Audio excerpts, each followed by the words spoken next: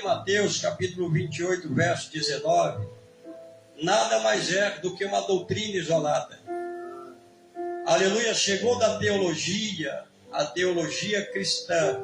Não se pode criar uma doutrina em um texto isolado. É o único texto que encontramos em Mateus 28, 19. Mas quando você faz a exegese deste versículo, irmãos, aleluia, veja que é no nome. Aleluia, Pai, Filho e Espírito Santo não são nomes, são manifestações de Deus. Um grande exemplo, eu sou pai, mas eu também sou filho. E dentro de mim habita um Espírito. Mas eu tenho um nome. O meu nome não é pai. O meu nome não é filho. O texto está dizendo nome. Não está dizendo que é para manifestar aquilo que supostamente Mateus escreveu. E muitos se atrelam a um texto isolado. Você, quando se atrela a um texto isolado, você não está dando espaço para conhecer a verdade. Você não está dando passo para compreender as Escrituras. Porque quando utilizamos a própria teologia refuta este texto. Essa é uma das evidências teológicas. E a maior evidência bíblica: não existe um pé de alma que foi batizado desta forma, escrito nas Sagradas Escrituras. Aleluias! Estas doutrinas foram formuladas pelo catolicismo romano.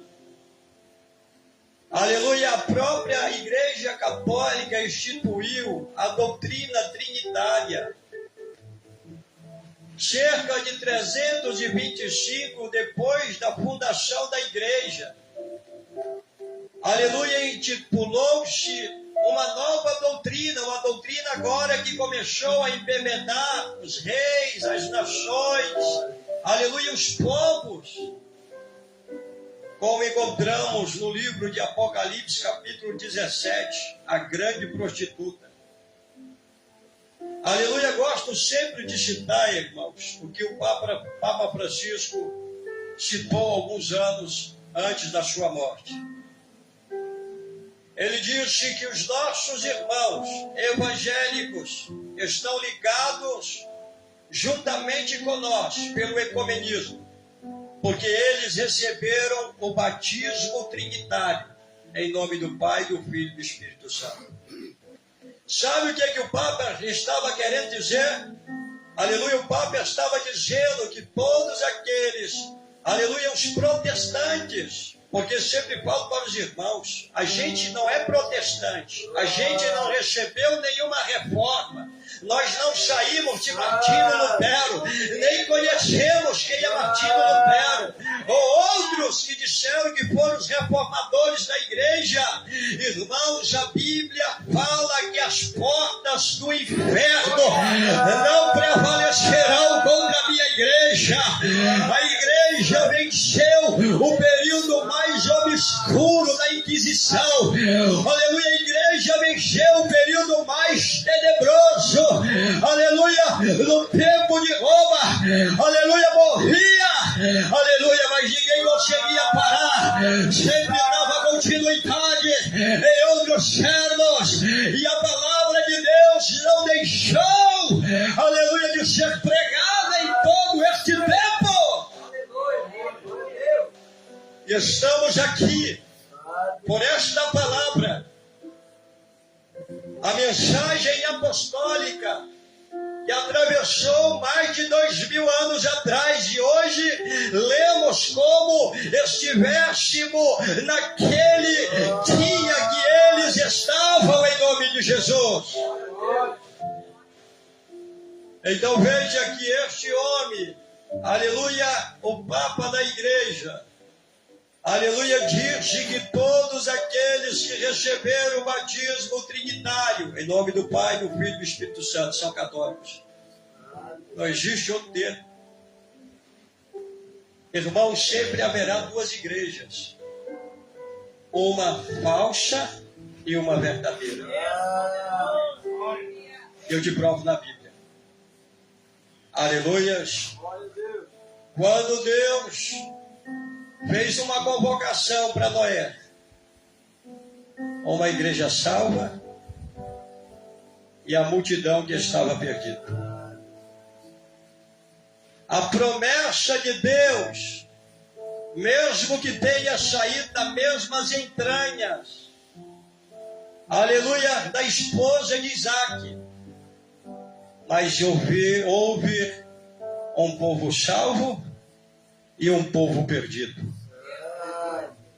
O povo salvo, aquele que fazem parte de Isaac. O povo perdido, aqueles que fazem parte de Esaú. Sempre houve isso. Aleluia, quando, aleluia, Adão e Eva geraram filhos, um desses era Abel, e outro desses era Caim, mas saíram das mesmas entranhas. Aleluia, veja só, Deus criou em sua perfeita majestade um anjo de luz, mas criou nos céus, foi formado,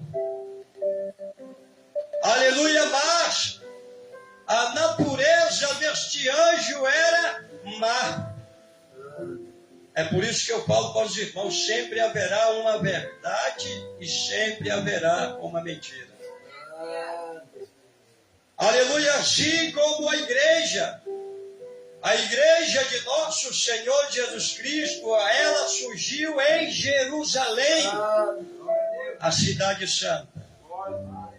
Mas surgiu uma igreja, uma doutrina, aleluia, em Roma, totalmente distante da terra da promessa. Sempre haverá isso, irmãos. E é por isso que sempre falamos, nós saímos da igreja de Jerusalém. Porque essa foi uma ordem do Senhor. Atos capítulo 1. E o verso que vamos ler.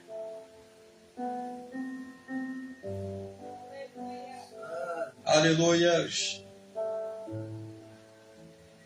É o verso 8.